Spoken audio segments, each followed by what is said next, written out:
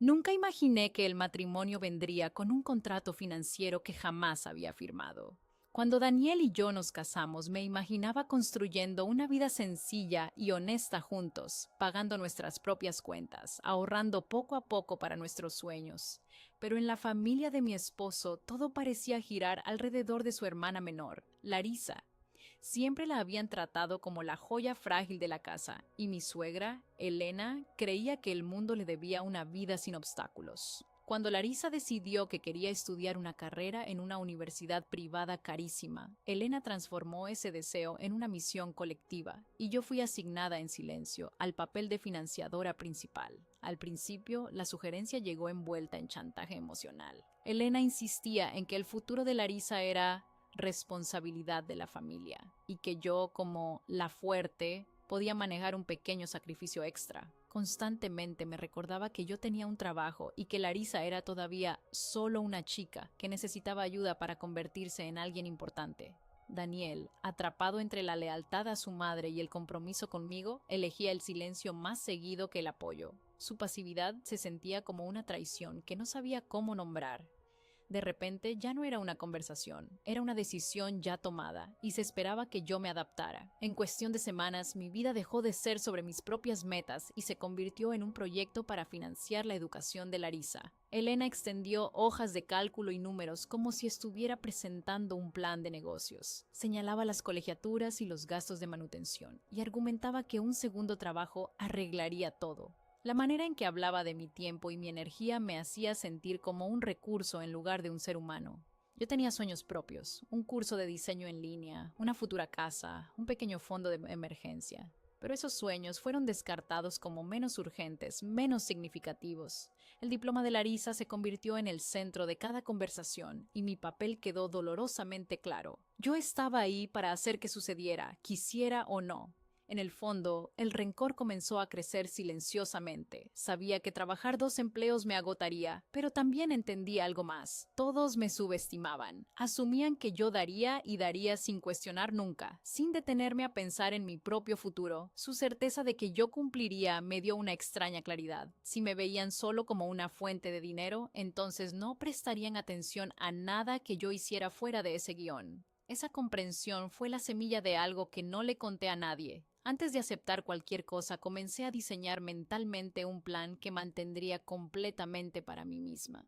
Lo que Elena no sabía era que cada vez que me presionaba, cada vez que hablaba de mi salario como si fuera propiedad familiar, estaba alimentando algo diferente en mi interior. No era solo rabia o frustración, era determinación, una determinación fría y calculada que crecía con cada comentario sobre lo que la familia necesita y lo que las buenas esposas hacen. Empecé a ver el panorama completo de una manera que ellos nunca esperaron. Si iba a sacrificar mi tiempo, mi salud y mi paz mental, al menos una parte de ese esfuerzo sería exclusivamente mía. Daniel intentaba suavizar las cosas con pequeños gestos de afecto, como si eso compensara su incapacidad de defenderme frente a su madre.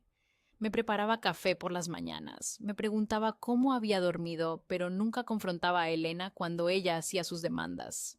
Su amor se sentía sincero pero cobarde, y esa cobardía me dolía más que la avaricia de su madre. Al menos Elena era transparente en sus intenciones.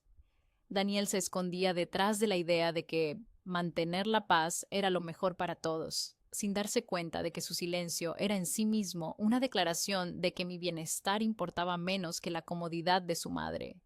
Las conversaciones en la casa se volvieron predecibles y sofocantes. Elena hablaba de Larisa como si estuviera criando a la próxima gran profesional de México, como si su éxito futuro fuera una inversión que todos debíamos hacer. Usaba frases como, cuando Larisa se gradúe, todos nos sentiremos orgullosos. Y esto es lo que hacen las familias unidas. Cada palabra estaba diseñada para hacer que cualquier objeción pareciera egoísta y mezquina. Y funcionaba. Daniela sentía, los tíos asentían, y yo me quedaba callada, sintiendo cómo mi voz se perdía en el eco de sus expectativas. Larisa misma parecía completamente ajena al peso de lo que estaba sucediendo. Para ella, la universidad era una extensión natural de la vida que siempre había tenido. Cómoda, sin responsabilidades reales, llena de caprichos cumplidos. Publicaba fotos en Instagram de su vida universitaria, presumiendo libros que probablemente nunca leía y cafés caros que no pagaba. Cada vez que veía una de esas publicaciones, sentía una mezcla extraña de envidia y desprecio. No la envidiaba por tener oportunidades, sino por tener la audacia de disfrutarlas sin reconocer el costo que otros estaban pagando. Helena tenía una habilidad especial para torcer cualquier resistencia que yo mostraba. Si mencionaba cansancio, ella hablaba de sacrificios temporales. Si insinuaba que necesitaba tiempo para mí, ella me recordaba que la juventud es el momento de trabajar duro. Si expresaba preocupación por nuestra economía como pareja, ella sugería que Daniel y yo éramos jóvenes y podíamos recuperarnos después. Cada argumento que yo intentaba construir era desmantelado con una lógica retorcida que siempre concluía en lo mismo. Yo debía hacer más, pero en medio de toda esa presión, algo dentro de mí se endureció. No era odio, aunque a veces se sentía parecido. Era una resolución profunda y silenciosa. Si iban a tratarme como una máquina de hacer dinero, entonces yo iba a asegurarme de que al menos parte de ese dinero construyera un futuro que ellos no controlarían. Empecé a calcular en mi mente cuánto podría ahorrar sin que nadie lo notara. ¿Cuánto tiempo necesitaría para tener opciones reales? ¿Cuánto estaba dispuesta a soportar antes de que todo esto terminara en mis propios términos? La noche antes de aceptar oficialmente el segundo trabajo, me quedé despierta mirando el techo de nuestro pequeño departamento en Coyoacán. Daniel dormía a mi lado, ajeno a la tormenta que se formaba en mi cabeza. Pensé en todas las veces que había dicho que sí cuando quería decir que no, en todas las veces que había tragado mi orgullo para mantener la paz. Y tomé una decisión. Esta vez mi sí vendría con condiciones secretas. Esta vez mi sacrificio tendría un propósito oculto que solo yo conocería hasta que fuera demasiado tarde para que alguien me detuviera. Aceptar el segundo trabajo se sintió como firmar la renuncia a los últimos pedazos de mi libertad. Mi empleo principal como recepcionista en una pequeña clínica dental ya me exigía energía emocional.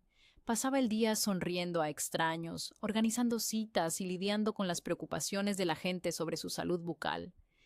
Después de que el plan de Helena quedara establecido, agregué un turno nocturno en una empresa de limpieza de un edificio comercial al otro lado de la ciudad. Mi día empezaba antes del amanecer y terminaba mucho después de que la ciudad se hubiera quedado en silencio. Vi cómo mi propia vida se encogía hasta convertirse en una secuencia de alarmas, viajes en el metro, uniformes y agotamiento. El desgaste físico apareció rápidamente. Mis pies dolían para el mediodía, mi espalda baja se sentía permanentemente tensa y mis ojos ardían por la falta de sueño.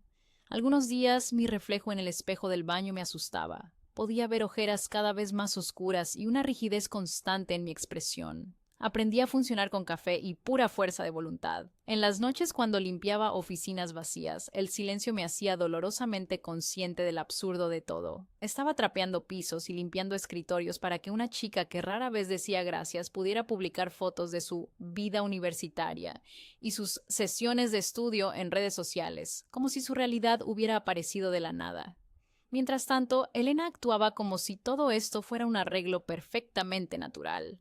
Me llamaba para preguntar cuándo transferiría mi parte de la colegiatura y nunca preguntaba cómo me sentía. Le gustaba recordarme que la educación es cara, pero la ignorancia cuesta más, como si yo fuera algún obstáculo ignorante en el camino de Larisa. Cada vez que el tema del dinero surgía, hablaba en términos de obligación, no de gratitud. Larisa misma flotaba durante esos meses en una burbuja de conveniencia. Publicaba fotos con ropa nueva, tomaba Uber para todas partes y parecía más emocionada por las fiestas que por las clases.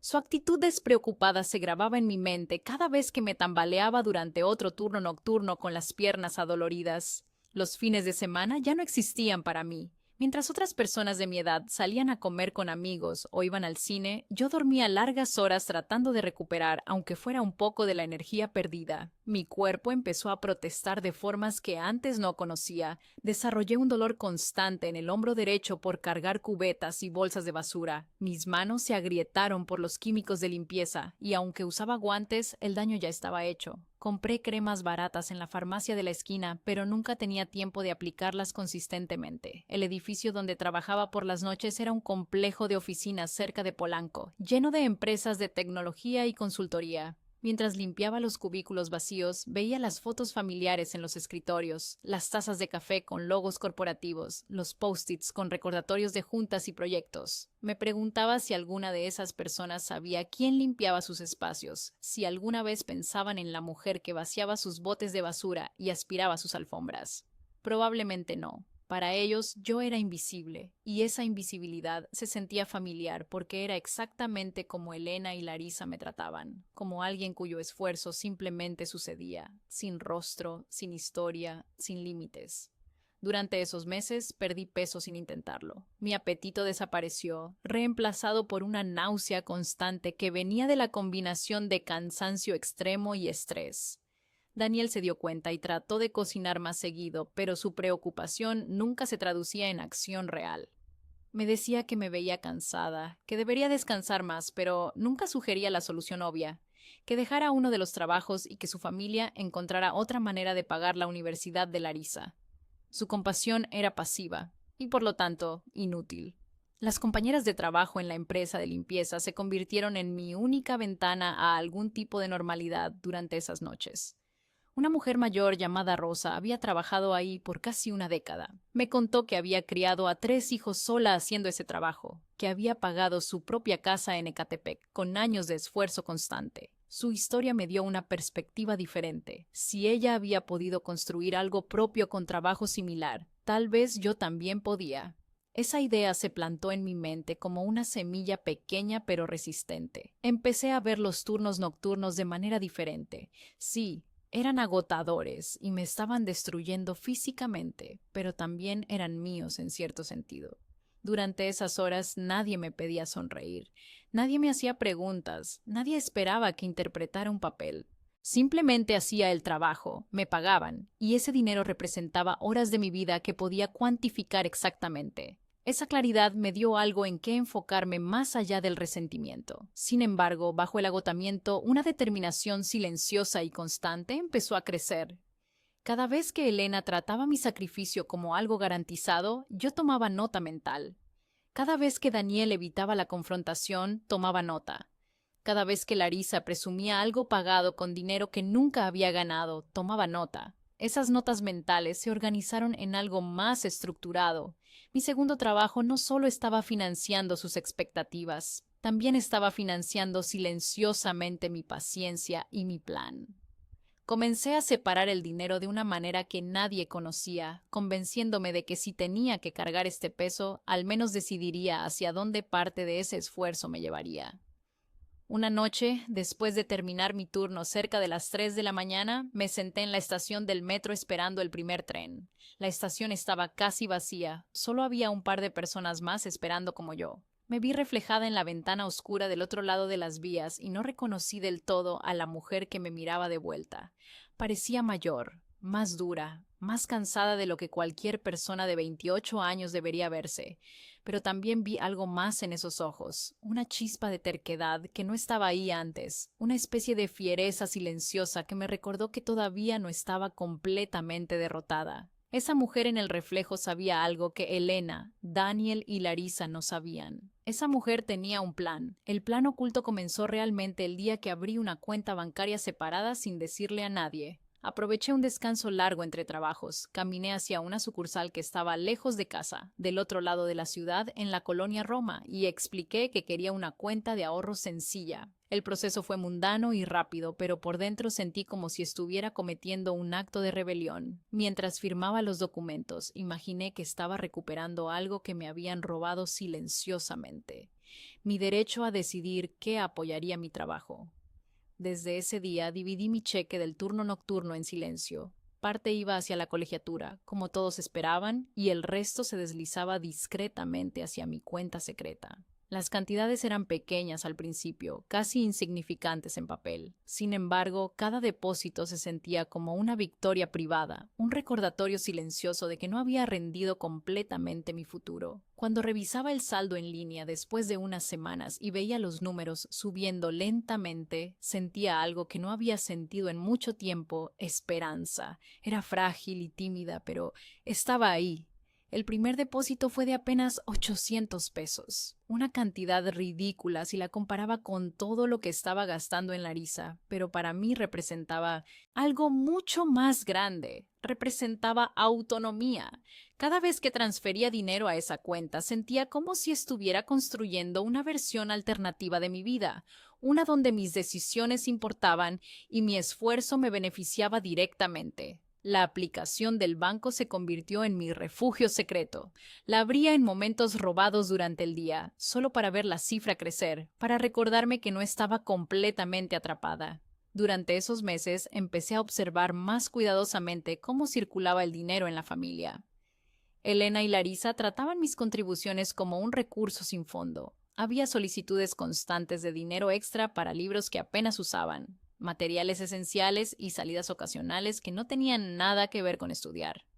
Yo seguía el juego en la superficie, transfiriendo lo que esperaban y asintiendo cuando Elena hablaba de cómo todos tenemos que hacer sacrificios por los que amamos. Por dentro, sin embargo, estaba midiendo el verdadero costo de esas decisiones, no solo en dinero, sino en horas de sueño perdidas, momentos de paz robados y sueños pospuestos. Una tarde, Larisa mencionó casualmente que necesitaba dinero para un proyecto grupal que resultó ser una ida al Six Flags con sus compañeros de clase.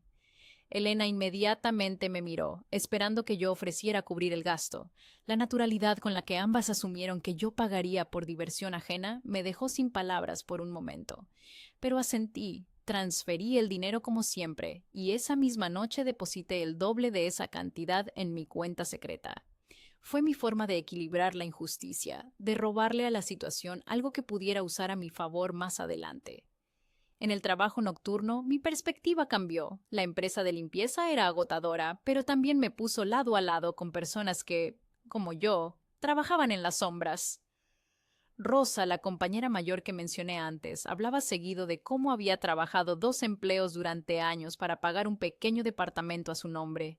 Escuchar sus historias me hizo darme cuenta de que mis ahorros secretos no tenían que ser solo un símbolo de resistencia. Podían convertirse en la base de algo concreto. Empecé a imaginar diferentes posibilidades. Tomar el curso de diseño que había pospuesto, construir un fondo de emergencia lo suficientemente fuerte para irme si necesitaba, o incluso prepararme para vivir independientemente. Mi plan ya no era solo sobrevivir a sus demandas, se estaba transformando lentamente en una estrategia para liberarme de ellas. Comencé a llevar un registro mental muy preciso de cada peso que ganaba y cada peso que gastaba. Sabía exactamente cuánto iba a la colegiatura de Larisa, cuánto a los gastos de la casa que compartía con Daniel y cuánto lograba esconder. Los números se volvieron mi obsesión silenciosa. Calculaba en el camino al trabajo, durante los descansos, mientras limpiaba oficinas vacías. Esa obsesión me mantenía enfocada cuando el cansancio me hacía querer renunciar a todo. Una noche, mientras trapeaba el piso de una oficina que daba hacia Paseo de la Reforma, me detuve a mirar las luces de la ciudad a través de las ventanas. Desde esa altura todo se veía ordenado y brillante. Era fácil olvidar que abajo, en las calles, había personas como yo tratando de sobrevivir, trabajando turnos que nadie más quería, construyendo futuros con las migajas que otros dejaban caer. En ese momento tomé una decisión. No me conformaría con migajas para siempre. Mi cuenta secreta no sería solo un fondo de emergencia, sería mi boleto de salida. La relación con Daniel se volvió más tensa durante este periodo. Él notaba que yo estaba distante, pero interpretaba mal las razones. Pensaba que estaba enojada con él específicamente, cuando en realidad estaba enojada con la situación completa y con su incapacidad de cambiarla. Intentaba ser más atento, me compraba flores de vez en cuando, me preguntaba si quería que viera una película juntos, pero esas ofertas se sentían huecas porque venían sin la única cosa que realmente necesitaba, que él pusiera límites con su madre. Una tarde, Helena me pidió que fuera con ella a pagar la colegiatura directamente en la universidad. Dijo que quería que Larisa viera cuánto nos importaba su educación. Supe inmediatamente que era un montaje, una forma de hacerme sentir más comprometida al ver físicamente hacia dónde iba mi dinero. Accedí a ir, pero no por las razones que ella pensaba. Quería ver la universidad con mis propios ojos. Quería enfrentar la realidad concreta de lo que estaba financiando. La universidad era impresionante. Edificios modernos, jardines bien cuidados, estudiantes caminando con laptops caras y ropa de marca. Mientras caminábamos hacia el departamento de finanzas, vi a Larisa sentada en una banca con sus amigas, riendo y tomando fotos. No nos vio. Estaba demasiado ocupada disfrutando de una vida que nunca había tenido que pelear para conseguir. En ese momento, mientras Elena hablaba con la cajera y yo sacaba mi tarjeta para hacer la transferencia, sentí una calma extraña. Esto no duraría para siempre. Mi cuenta secreta estaba creciendo, mi plan estaba tomando forma y pronto tendría opciones que ninguno de ellos podía imaginar. Saliendo de la universidad, Elena me agradeció, pero de una manera que sonaba más a confirmación de expectativa que a gratitud real. Me dijo que Larisa era muy afortunada de tener una familia como la nuestra. No dije nada, solo sonreí y pensé en los números que había visto esa mañana en mi aplicación bancaria. Pensé en cuántos meses más necesitaba antes de tener suficiente para hacer un movimiento real. Pensé en el día en que finalmente les diría que no, y cómo ese día se acercaba más con cada peso que escondía, con cada turno nocturno que soportaba, con cada sacrificio que hacía en secreto y por razones que solo yo entendía. La primera grieta real en la narrativa de la familia apareció cuando mi cuerpo finalmente protestó más fuerte que mi fuerza de voluntad. Una tarde en la clínica sentí que la sala giraba durante una oleada de pacientes. Mis manos se pusieron frías y tuve que apoyarme contra el escritorio de la recepción para no colapsar. El doctor de turno insistió en revisar mi presión arterial y frunció el ceño cuando vio los números. Me dijo con suavidad que mi estilo de vida era insostenible, que el estrés prolongado y la falta de descanso podrían llevar a consecuencias graves de salud. Sus palabras se quedaron conmigo mucho después de que el mareo se desvaneciera, resonando en mi mente mientras tallaba pisos de oficinas esa noche. A pesar de la advertencia, nada cambió en casa. Cuando mencioné mi agotamiento a Daniel, se veía genuinamente preocupado, pero parecía paralizado ante la idea de confrontar a su madre. Su preocupación llegaba en forma de pequeños gestos: preparar café, intentar dejarme dormir media hora extra, pero nunca en forma de un límite firme. Elena, por otro lado, trataba mi agotamiento físico como un inconveniente menor. Me recordaba que la juventud se recupera rápido y que esto es solo una fase, hasta que Larisa se graduara. Siempre mencionaba el diploma futuro como si fuera una reliquia sagrada, que valía cualquier sacrificio hecho en su nombre. Los días se volvieron más difíciles de navegar. Me despertaba con dolores de cabeza que duraban horas, mi estómago se revolvía constantemente y desarrollé un temblor leve en las manos que aparecía cuando estaba especialmente cansada. Empecé a tomar pastillas para el dolor de cabeza como si fueran dulces, guardando cajas en mi bolsa, en mi casillero del trabajo, en la mesa de noche. Mi cuerpo estaba gritando que parara, pero yo no podía parar, no todavía. Mi cuenta secreta aún no tenía suficiente dinero para darme opciones reales. Mientras mi salud flaqueaba, las expectativas de Elena crecían. Comenzó a sugerir que debería apretar más el cinturón para que Larisa pudiera tener clases adicionales y actividades de enriquecimiento. Era como si mi sufrimiento tuviera el efecto opuesto en ella. Mientras más luchaba yo, más exigía ella. Enmarcaba todo en términos de deber y amor, retorciendo esas palabras hasta que se sentían como cadenas. Empecé a ver claramente lo que antes había sido borroso. Esto no se trataba de solidaridad familiar, se trataba de control, comodidad y una jerarquía en la que mi valor se medía por cuánto podía dar sin quejarme. Una tarde de domingo hubo una comida familiar en casa de Elena. Llegué directamente de mi turno nocturno, sin haber dormido, con los ojos hinchados y el uniforme de limpieza todavía en mi mochila. Me cambié rápido en el baño y traté de verme presentable, pero no había maquillaje que pudiera ocultar el agotamiento en mi cara. Durante la comida, Elena le dijo a toda la mesa lo dedicada que yo era, cómo trabajaba tan duro para apoyar los sueños de Larisa. Lo dijo como si fuera un cumplido, pero se sintió como una exhibición pública de mi obediencia. Los familiares asentían y me miraban con una mezcla de lástima y admiración que me hizo sentir expuesta y vulnerable. Larisa apenas me miró durante esa comida. Estaba ocupada mostrándoles a todos fotos de un viaje que había hecho con sus amigas a Valle de Bravo. Hablaba de lanchas, restaurantes y hoteles como si fueran experiencias que había ganado por mérito propio. Nadie preguntó cómo había pagado ese viaje. Nadie hizo la conexión entre mis ojeras y sus fotos de Instagram. La desconexión entre mi realidad y la de ella era tan grande que me pregunté si vivíamos en el mismo universo. El punto de quiebre llegó cuando me enteré, casi por accidente, que Larisa había reprobado 2 materias. La escuché hablando por teléfono, tratando de minimizar la situación, riéndose de cómo, de todas formas, nadie la dejaría abandonar los estudios. Esa oración cayó en mi pecho como una piedra. Mis turnos extras, mis mareos, mi cuenta secreta, todo colisionó con el conocimiento de que ella trataba esta oportunidad con tanto descuido. Las materias reprobadas significaban que tendría que volver a cursarlas, lo que significaba más semestres, más dinero, más tiempo de mi vida invertido en alguien que ni siquiera valoraba el esfuerzo. Esa noche, después de que todos se fueron, me quedé sentada en el pequeño balcón de nuestro departamento. Daniel estaba adentro viendo televisión, completamente ajeno a la tormenta que se estaba formando en mi cabeza. Pensé en los últimos meses, en todo lo que había soportado, en la cuenta bancaria que había construido en secreto. Los números en esa cuenta representaban más que dinero, representaban dignidad, opciones, libertad. Decidí en ese momento que el día llegaría cuando dejaría de financiar la ilusión de ellos y empezaría a financiar mi propia realidad, sin importar cuán incómoda fuera esa revelación para ellos. Empecé a imaginar ese día con detalles cada vez más claros. Me imaginaba diciendo que no en una comida familiar, frente a testigos, donde Elena no pudiera retorcerme el brazo en privado. Me imaginaba la cara de sorpresa de Daniel, la indignación de su madre, la confusión de Larisa, pero más que nada me imaginaba la sensación de alivio, de finalmente soltar un peso que nunca debía haber cargado en primer lugar. En los días siguientes algo cambió en mi forma de interactuar con la familia. Dejé de disculparme por estar cansada. Dejé de fingir entusiasmo cuando Elena hablaba de los planes futuros de Larisa. Mi silencio se volvió más pesado, más deliberado. Daniel lo notó y me preguntó varias veces si estaba bien, si estaba enojada con él. Le decía que estaba bien, solo cansada, pero ambos sabíamos que era más que eso. Había una distancia creciendo entre nosotros, no por falta de amor, sino por falta de respeto mutuo y apoyo real.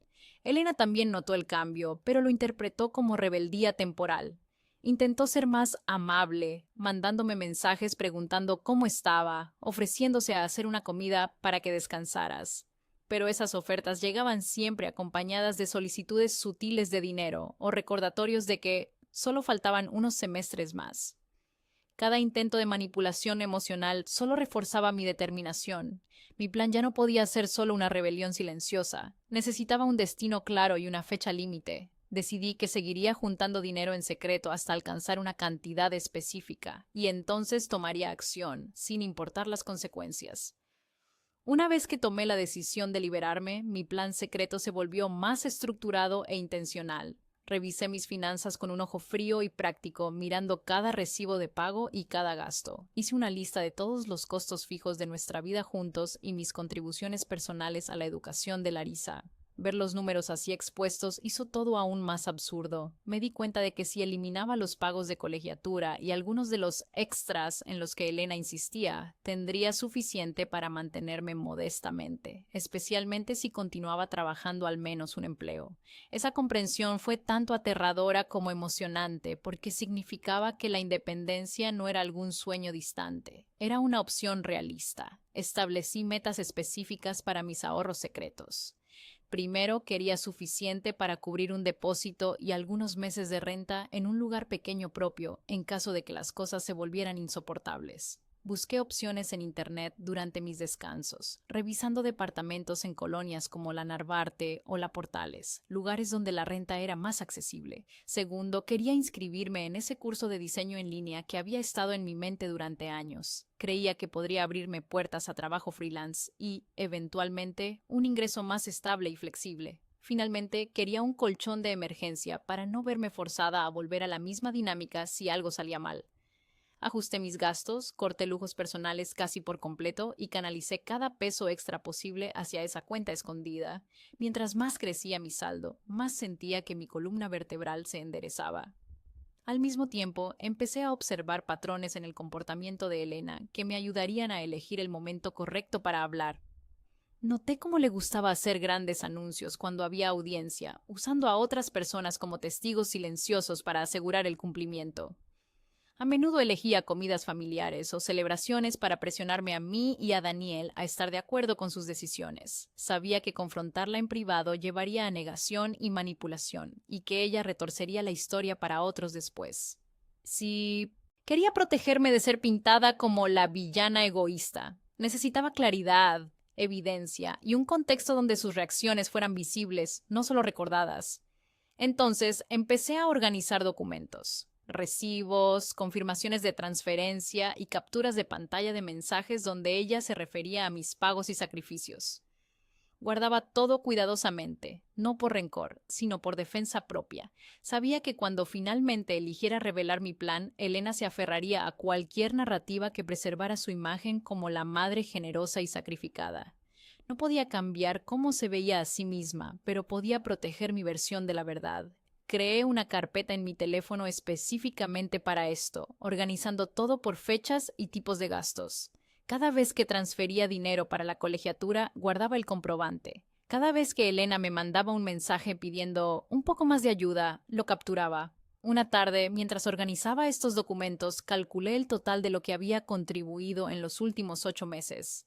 La cifra me dejó sin aliento. Era más de lo que había ganado en todo un año en mi trabajo principal. Había financiado casi 2 semestres completos de Larisa prácticamente sola, sin contar los gastos extras que Elena presentaba como urgentes cada 2 semanas.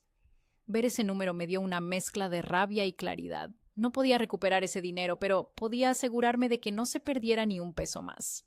También empecé a preparar mi vida laboral para el cambio que venía. Hablé con mi jefa en la clínica sobre la posibilidad de tomar algunos turnos extra durante el día si dejaba el trabajo nocturno. Ella fue comprensiva y me dijo que siempre había valorado mi trabajo, que podríamos encontrar un arreglo. Esa conversación me dio seguridad. No estaría sin ingresos si dejaba la empresa de limpieza. Simplemente tendría un solo trabajo normal como cualquier persona de mi edad debería tener. Durante esos días de planificación, mi relación con Daniel llegó a un punto crítico. Una noche, después de otra conversación donde él evitó tomar partido, le dije directamente que su silencio era una elección y que esa elección tenía consecuencias. Le expliqué que no podía seguir siendo su esposa y su cómplice en mi propia explotación al mismo tiempo. Le dije que si no era capaz de poner límites con su madre ahora, yo lo haría, y que eso cambiaría todo entre nosotros. Él se quedó callado, incapaz de prometer algo diferente, y esa conversación me confirmó lo que ya sabía.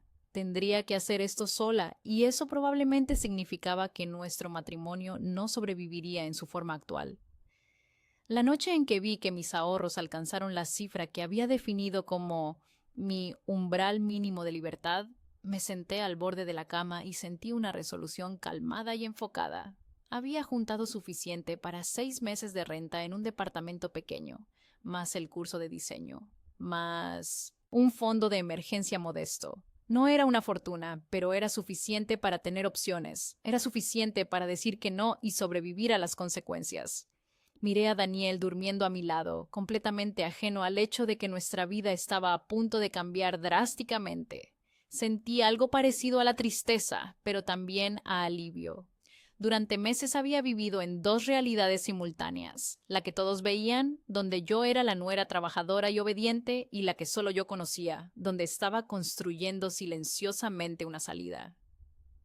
Esas 2 realidades estaban a punto de colisionar y yo sería quien provocara el choque. Mi plan ya no era solo un secreto, se había convertido en una estrategia de salida esperando el escenario correcto y el momento preciso. Y ese momento, sabía yo, llegaría pronto. Elena estaba planeando otra de sus comidas familiares para discutir el siguiente semestre de Larisa. Sería la escena perfecta. Audiencia presente, expectativas claras, presión pública. Sería ahí donde yo rompería el guión que habían escrito para mí y finalmente tomaría control de mi propia narrativa. La anticipación me llenaba de nervios, pero también de una energía extraña y poderosa. Por primera vez en mucho tiempo yo sería quien decidiría qué pasaría después.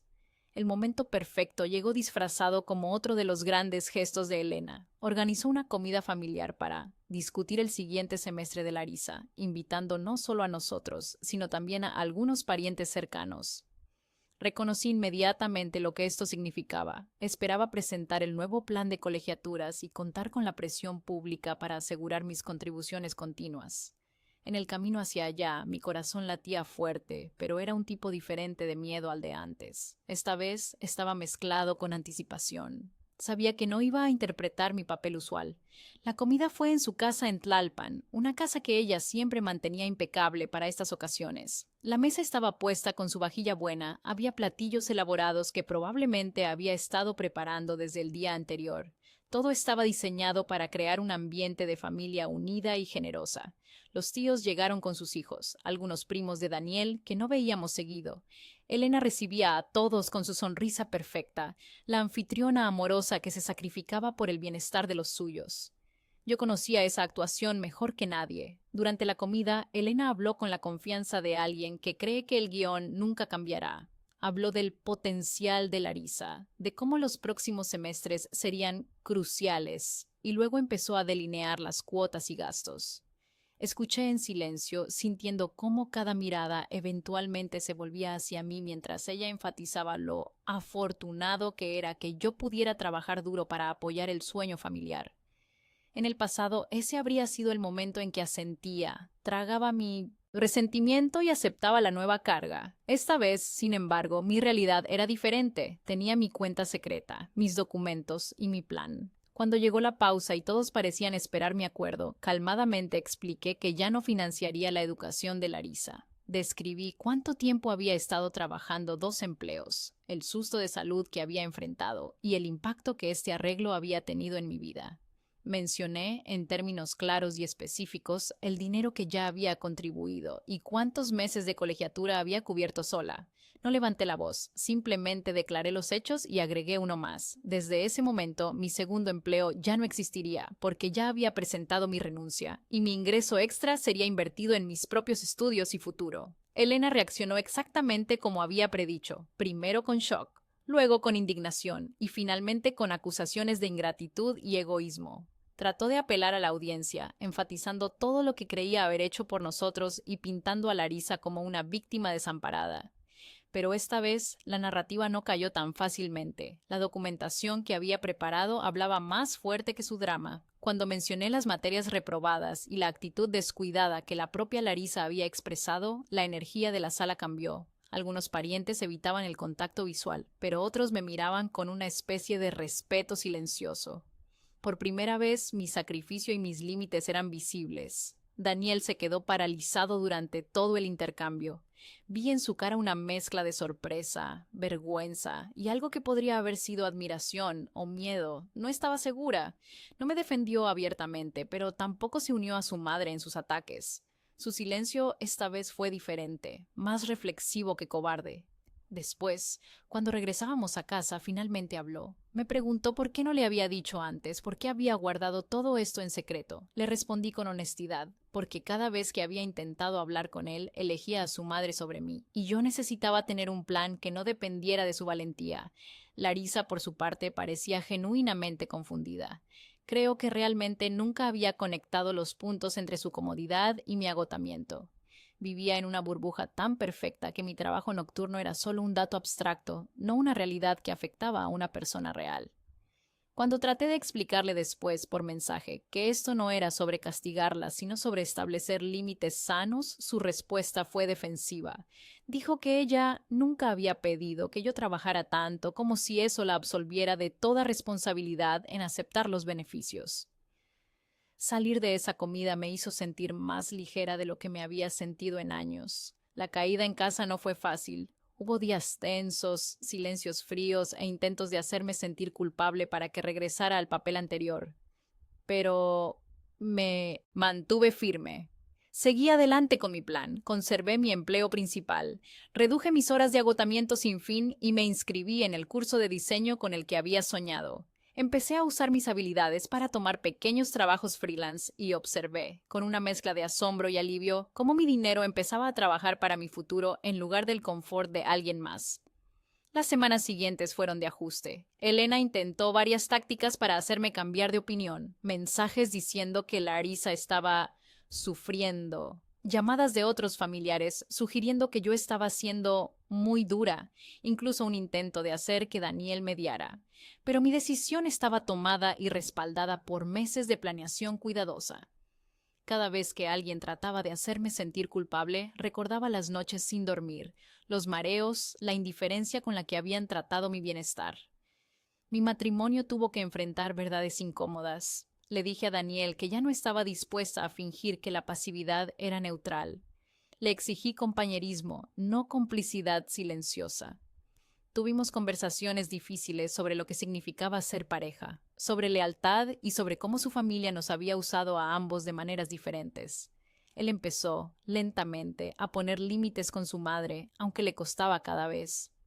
Nuestra relación cambió, se volvió más honesta pero también más frágil. No estaba segura de si sobreviviría a largo plazo, pero al menos ahora estaba construida sobre verdad en lugar de conveniencia. Con el paso de los meses, mi cuenta de ahorros siguió creciendo, ahora alimentada por un solo trabajo y trabajos freelance ocasionales que hacía desde casa. Me mudé a un departamento pequeño en la Colonia del Valle, un estudio que era completamente mío. Amueblarlo con lo poco que tenía se sintió como un acto de creación. Cada mueble, cada plato, cada decisión era mía y solo mía. La independencia tenía un sabor extraño al principio, algo entre libertad y soledad, pero con el tiempo aprendí a apreciarla completamente. Mirando hacia atrás, entiendo que mi plan secreto nunca fue sobre venganza. Fue sobre reclamar la autoría de mi propia vida. Mi suegra me forzó a 2 empleos creyendo que permanecería atrapada en culpa y obligación para siempre. Lo que ella no sabía era que el mismo esfuerzo que trató de explotar se convirtió en la fundación misma de mi independencia. Usé esas noches largas, ese salario extra e incluso mi resentimiento creciente como combustible para construir una puerta de salida que ella nunca vio venir. El día en que dejé de pagar por el futuro de Larisa fue el día en que finalmente empecé a invertir en el mío, y esa es una decisión por la que nunca me disculparé.